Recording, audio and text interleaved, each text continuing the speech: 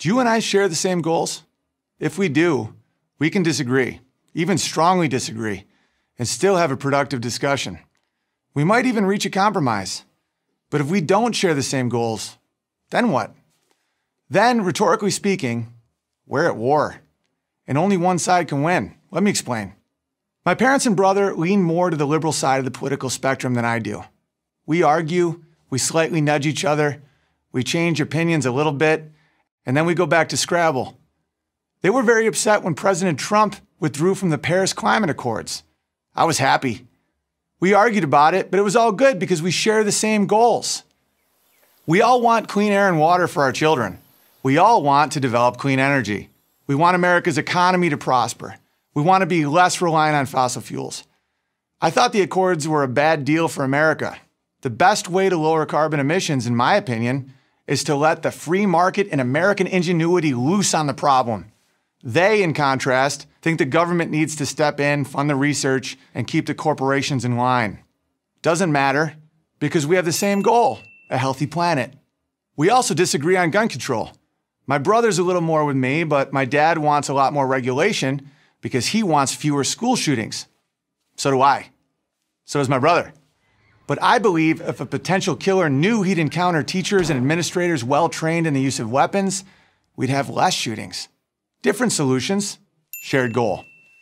I've always thought this is how America is supposed to work. Liberals and conservatives respectfully arguing over the best solution to a shared goal. But now there's a third party in the game, the left. And they're changing the rules.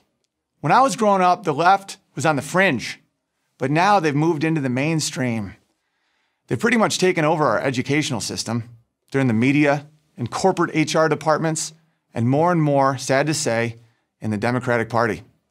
The left doesn't share the same goals that liberals and conservatives do. They have a whole different set of goals. Let me give you some examples. Raising kids without a gender identity or encouraging them to question their sexual identity. This to me is a form of child abuse.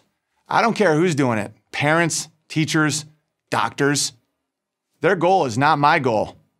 Here's another one. Demonizing white people and males for the world's problems is not part of my value system. There is no shared goal in that. I believe in merit and character over race. But now it's cool to say that white males have done all the bad things in the world. I have 2 little boys. I get angry just thinking about people telling them they're responsible for racism and sexism. Beautiful little children who just dance in the kitchen and smile. So that's not a shared goal. Here's the third example. People can differ about how many legal immigrants America should allow into the country. But when it comes to whether America should have open borders, well, there's no shared goal there. A country with open borders ceases to be a distinct country, and I want America to remain America. All these ideas, and I could give you a dozen more, are coming from the left. They want to turn the history of Western civilization, of America, a history I'm very proud of, into a highlight reel of human errors. These ideas threaten everything I cherish, my family, my community, my country. And what does the left offer in its place? Nothing constructive that I can see.